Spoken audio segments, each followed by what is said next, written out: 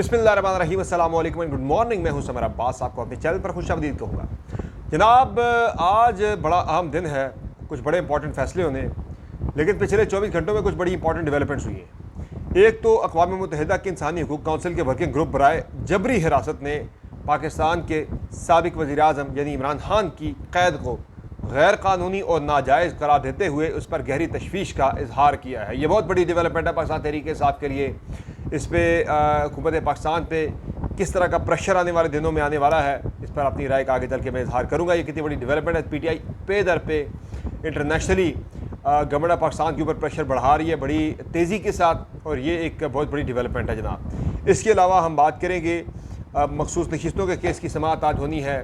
फिर आज ही 190 million pound case की समाअत है, जिसमें इमरान खान साहब ने एक तो पार्टी के सेक्रेटरी जनरल के मामले पर भी फैसला करना है कि पार्टी का अगला सेक्रेटरी जनरल कौन होगा।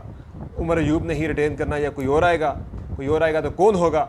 और दूसरा, आज इमरान खान साहब के हवाले से ही जो इद्दत में निकाह केस है उसका फ़ैसला भी आना है, और ख़ान साहब ने मूवमेंट के हवाले से भी कुछ बड़े फैसले करने हैं। और साथ ही साथ इसमें एक जो इम्पॉर्टेंट चीज़ ये है कि पाकिस्तान तहरीक इंसाफ की जानिब से एक जलसा जो है इस्लामाबाद में जो प्लान किया गया है 6 जुलाई को, उस जलसे के हवाले से भी बड़ी खबर यह है जनाब कि इस्लामाबाद के अंदर जो जितने थाने हैं उनमें पाकिस्तान तहरीक इंसाफ के रहनुमाओं की डिटेल्स जो है वो पहुंच चुकी हैं, और जल्द जो है उनकी गिरफ्तारियों के लिए क्रैकडाउन भी एक शुरू कर दिया जाएगा। ये बड़ी अहम खबर है।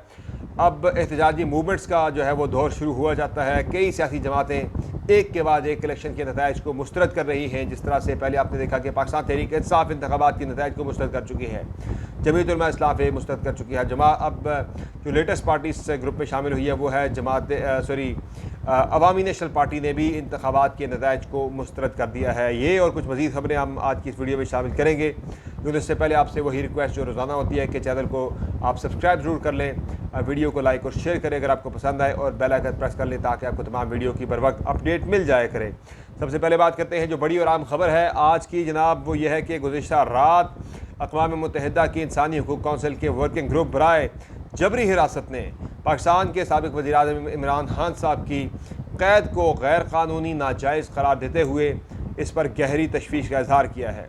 इस 17 सफ़ात पर मुश्तमिल तफसीली रिपोर्ट में यह नतीजा अख़ज़ किया गया है कि इमरान खान की क़ैद आलमी इंसानी हकूक़ के एलामिया UDHR और बैनुल-अक़वामी अहदनामा बराए शहरी और सियासी हकूक़ ICCPR, ये जो कन्वेंशन हैं मुख्तलिफ़ अक़वाम मुत्तहिदा के और आलमी इंसानी हकूक़ के हवाले से, उनकी खिलाफ वर्जी करार दे दी गई है। ये रिपोर्ट उनकी फौरी रिहाई और बैनुल-अक़वामी कानून के मुताबिक मुआवजे का मुतालबा करती है। वर्किंग ग्रुप उन अफराद को भी जवाबदेह ठहराने का मुतालबा करता है जिन्होंने इमरान खान के बुनियादी इंसानी हकूक़ के ख़िलाफ़ वर्जी की है। इसके साथ ही रिपोर्ट में PTI के सपोर्टर्स और मेम्बरान के गैर कानूनी गिरफ्तारियों और जबरी गुमशुदगियों पर भी गहरी तशवीश का इजहार किया गया है। मुतल्लिका इदारों को उनकी फौरी रिहाई के लिए इक़दाम करने पर जोर दिया गया है। रिपोर्ट में इमरान खान के मीडिया ब्लैकआउट और तहरीक इंसाफ के रहनुमाओं को ज़बरदस्ती पार्टी छुड़वाने के मामले पर भी जो है वो, और PTI के रैलियों और जलसों पर जो पाबंदी है उसका भी जिक्र किया गया है। इमरान खान के ख़िलाफ़ जो सज़ाएँ थीं, उनकी जो क़ैद है उसे उन्हें सियासी नुकसान पहुँचाने के लिए एक कोशिश करार दिया गया है। ये बड़ी इंपॉर्टेंट रिपोर्ट है जो कि किसी मुल्क की तरफ से नहीं, किसी सियासी हुकूमत की तरफ से नहीं, बल्कि अक़वाम मुत्तहिदा के एक इदारे की तरफ से जो है वो इंसानी हकूक़ का जो इदारा है वर्किंग ग्रुप है उसकी जानिब से ये रेजोल्यूशन जो है वो पास की गई है। ये बहुत ही इम्पॉर्टेंट मैं समझता हूँ कि ये रेजोल्यूशन है, बहुत ही इम्पॉर्टेंट। ये जो रिपोर्ट है ये रिपोर्ट बड़ी इंपॉर्टेंट है जो कि जारी की गई है। इसका यकीनी तौर पर गवर्नमेंट पाकिस्तान पे बड़ा प्रेशर आएगा, चूँकि अक़वाम मुत्तहिदा की रेजोल्यूशन जो है या वहाँ पे जो मुख्तलिफ़ रिपोर्ट्स सामने आती हैं उन रिपोर्ट्स के ऊपर बड़ा स्ट्रॉन्गली जो है वो एक्शन उनके ऊपर देखने को मिलता है। ये गवर्नमेंट पाकिस्तान के ऊपर बड़ा प्रेशर उस पर आता है। अब बाकी इसके अलावा जनाब, ये हफ़्ते के अंदर तहरीक इंसाफ की यानी विदिन 2 वीक्स तहरीक इंसाफ की दूसरी बड़ी तहरीक इंसाफ की कामयाबी है। पहले अमरीकी पार्लियामान से, अमरीकी वान नुमाइंदगान से करारदाद का पास होना का, जिसमें पाकिस्तान के 8 फरवरी के इंतखाबात को धांधली ज़दा करार दिया गया था, मशकूक करार दिया गया था, गैर शफाफ करार दिया गया था। उसके बाद अब ये वर्किंग ग्रुप की रिपोर्ट का आना, ये तहरीक इंसाफ की जो ओवरसीज़ चैप्टर है उसके मुकम्मल तौर पर फ़ाल होने और इंतहाई मुतहर्रिक होने की तरफ एक बड़ा वाज़ेह इशारा है। अच्छा, एक तो मुल्क के बाहर ये सब कुछ हो रहा है, तो मुल्क के अंदर भी काफ़ी चीज़ें हो रही हैं। एक तो पाकिस्तान तहरीक इंसाफ ने हुकूमत के खिलाफ जल्द अपनी तहरीक शुरू करने का ऐलान कर रखा है। इस सिलसिले में 6 जुलाई को इस्लामाबाद में पाकिस्तान तहरीक इंसाफ का बड़ा जलसा होने जा रहा है और इस जलसे से पहले रिपोर्ट ये आई है जनाब के इस जलसे में जो पाकिस्तान तहरीक इंसाफ के इस्लामाबाद की जो क़यादत है, इस्लामाबाद के जो कारकुनान हैं, उनकी कम से कम शिरकत के लिए कोशिशें शुरू हो गई हैं। अब पाकिस्तान तहरीक इंसाफ ने जो तरनोल का मुकाम सेलेक्ट किया है जलसे के लिए, उसकी वजह सिर्फ ये है कि खैबर पख्तूनख्वा से बड़ी तादाद में लोग जो है वो बजरिया GT रोड या बजरिया मोटरवे इस जलसे में शिरकत कर सके। तरनोल का मुकाम चूज़ करने की वाहिद वजह ये थी। तहम अब कोशिश ये हो रही है कि तहरीक इंसाफ के इस्लामाबाद से कम कारकुन इस जलसे के अंदर शरीक हों। तो इस हवाले से रिपोर्ट चाहिए जनाब के गुज़श्ता जो इतवार गुजरा है, इतवार की रात पाकिस्तान तहरीक इंसाफ के मुतअद्दिद जो इस्लामाबाद के रहनुमा हैं या अहम जो कारकुनान हैं, उनकी फ़हरिस्तें मुतल्लिका थानों को पहुँचा दी गई हैं, जहाँ से अगले 24 घंटों के दौरान पाकिस्तान तहरीक इंसाफ के रहनुमाओं और कारकुनों के ख़िलाफ़ क्रैकडाउन जो है वो शुरू किया जा सकता है। ये जनाब बड़ी अहम चीज़ है और ये जब एक तहरीक की जो सूरत हाल शुरू हो जाती है, जब एक मूवमेंट शुरू हो जाती है, वहाँ एक छोटी सी जो चीज़ होती है ना, वो ट्रिगर करके बहुत बड़ा इशू बन जाती है, बहुत बड़ा मसला बन जाती है। तो अब हुकूमत को यहाँ पे ज़रा दानिशमंदी का मुजाहरा करना पड़ेगा। ज़रा भी कोई ऊंच नीच हो गई तो फिर हुकूमत के लिए शायद मामलात को या माहौल को संभालना मुश्किल हो जाए। ये मैं आज ये प्रोडिक्शन कर रहा हूँ। इसके अलावा आप देखें कि ताजरों ने एहतजाज का शुरू कर दिया हुआ ऑलरेडी। आज़ाद कश्मीर के अंदर भी जो एहतजाज शुरू हुआ था, जो मूवमेंट शुरू हुई थी, वो ताजरों ने शुरू की थी। बाद में उसमें आके बाकी लोग उसमें शामिल हुए थे, नेशनलिस्ट वगैरह शामिल हुए थे। फिर एक उसमें एक एक्शन कमेटी भी बन गई थी।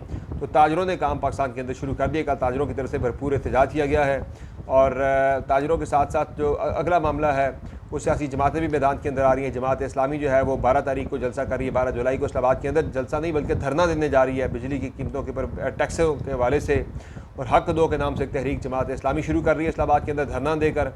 जमात इस्लामी के अलावा जो है वो अवामी नेशनल पार्टी ने भी इंतखाबात को मुस्तरद कर दिया है। इंतखाबात के 8 फरवरी के इंतखाबात के नताइज को मुस्तरद करार दे दिया है और इसे धांधली ज़्यादा इलेक्शन करार दे दिया है। इलेक्शन के नताइज को मुस्तरद करने वाली जमातों में हर आए रोज़ जो है वो इजाफा हो रहा है। इससे पहले पाकिस्तान तहरीक इंसाफ ये बात कर रही थी, फिर JUI ने ये बात करना शुरू कर दी, फिर जमात इस्लामी मैदान के अंदर आ गई, उसने ये बात करना शुरू कर दी, सुन्नी इत्तेहाद कौंसिल बात कर रही है, मजलिस इत्तेहादुल मुस्लिमीन ये बात कर रही है, महमूद जगरी साहब की PK मैप ये बात कर रही है। अब फिर रिसेंटली इसमें बाकी जमातों की शमूलियत के साथ अब जो है ये जो शायद हकान अब्बास साहब की पार्टी नहीं बन रही है, उसने भी इलेक्शन के नताइज को मुस्तरद कर दिया है।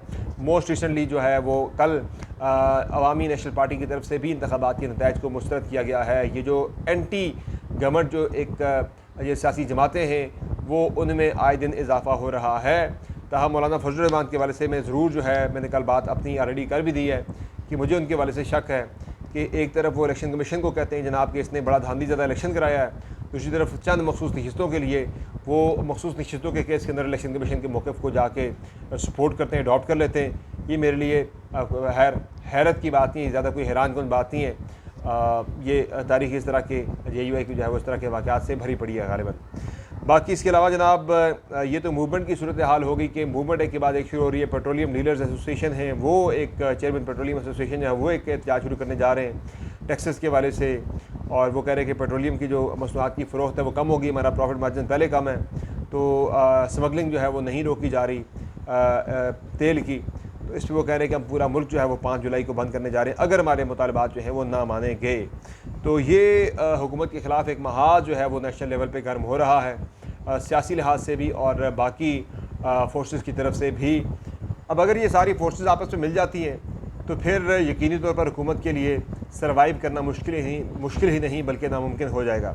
आज कुछ इंपॉर्टेंट केसेस हैं जिनमें इंपॉर्टेंट फैसले होने। एक तो इद्दत में निकाह केस की आज से समाअत शुरू होने जा रही है और जज साहब ने इस्लामाबाद हाई कोर्ट की डायरेक्शंस के मुताबिक 12 जुलाई से पहले इस केस का फ़ैसला करना है।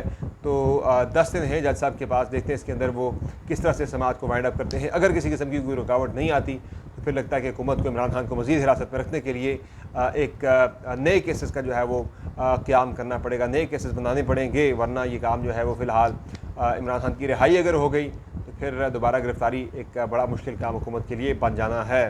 लेकिन ज़ाहिर है वो अपने तौर पे काम कर रहे हैं, लगे हुए कि इमरान खान को मज़ीद हिरासत में रखा जाए। अब वो चंद हफ्तों या महीनों की नहीं बल्कि अब चंद सालों की बात की जा रही गवर्नमेंट की तरफ से। इसीलिए पाकिस्तान तहरीक इंसाफ के अंदर भी एक इज़्तिराब पाया जाता है। PTI के कारकुनान ने भी घेराव किया पिछले PTI की लीडरशिप का। तो पीटीआई की आज की जो लीडरशिप है, जो दस्तयाब क़यादत है, उसके ऊपर प्रेशर बढ़ रहा है। एक तो पार्टी के अंदर से प्रेशर बढ़ रहा है इमरान खान की रिहाई के लिए। जो ग्रुपिंग की बात हो रही है, कोई ग्रुपिंग नहीं है। पीटीआई के अंदर कुछ लोग जो है वो क़यादत की जो हिकमत अमली है, पॉलिसी से, उस पर वो सवाल उठा रहे हैं यार कि आपकी जो हिकमत अमली है वो मौसर नहीं है इमरान खान की रिहाई के लिए। फिर पीटीआई में वो लोग जो शमूलियत इख्तियार करना चाहते हैं, जो पीटीआई छोड़ गए थे, फवाद चौधरी को, उन्होंने भी पीटीआई की जो तंजीम है, मौजूदा जो पीटीआई की क़यादत है, उस पर एक प्रेशर बढ़ाना शुरू कर दिया है कि आप इमरान खान की रिहाई के वाले से कोई कदम नहीं उठा रहे, ना आपसे रिहाई हो सकेगी।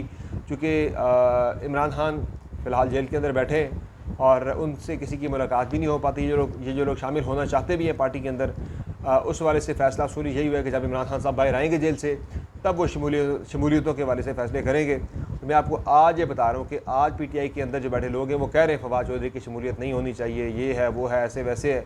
मैं आपको लिख के देने को तैयार हूँ। जिस दिन खान साहब बाहर आ गए, उनकी एक मुलाकात होगी फवाद चौधरी के साथ, he will be part of Pakistan Tehreek Insaf. ये बात आप याद रखिएगा मेरी। इसके अलावा जनाब जो अगला मामला है वो जिस तरह मैंने बात की कि अब ये एक माहौल बनना शुरू हो गया पूरे मुल्क के अंदर। आज वैसे मखसूस हिस्सों के केस की समाअत में होनी है, वो मामला भी एक और तरफ जो है वो कल उसमें इशारे मिले जाने के वाले से कि जनाब अगर ये मामला 8 फरवरी के ऊपर जाता है रिवर्स होके, सूरत हाल वहाँ जाती है अगर, तो फिर सदर का इलेक्शन भी कलअदम हो जाएगा, फिर सदर के इंतखाबात भी कलअदम हो जाएंगे, फिर चेयरमैन सेनेट और डिप्टी चेयरमैन सेनेट के इंतखाबात भी कलअदम हो जाएंगे। यानी ये सिलसिला जो है फिर ना रुकने वाले एक नए जो है वो सिलसिले की तरफ जा रहा है, जो कि बड़ा खौफनाक है। तो देखते हैं इस पर क्या होता है। ये एक बड़ी जो है वो क्रिटिकल सूरत हाल मैं समझता हूँ कि पाकिस्तानी सियासत के लिए बनती जा रही है। तो एहतजाजी मूवमेंट्स भी शुरू हो रही हैं, ताजरों की, पेट्रोलियम डीलर एसोसिएशन की, सियासी जमातों की, साथ साथ जो है वो इलेक्शन को कलअदम या इलेक्शन के नताइज को मुस्तरद किए जाने का सिलसिला भी बड़ी तेज़ी के साथ सियासी जमातों की तरफ से जारी है।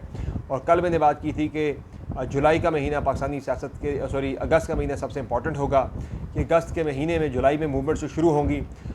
जुलाई में जब बिजली के बिल आएंगे, बाकी जब लोगों को सैलरी कट के मिलेगी टैक्सेस लगने के बाद, और बाकी उनके ऊपर जो इनडायरेक्ट टैक्सेस का बोझ आएगा, कोई ऐसी चीज़ जो है हुकूमत ने नहीं छोड़ी कि जिस पे आवाम का खून पसीना निचोड़ ना लिया गया हो।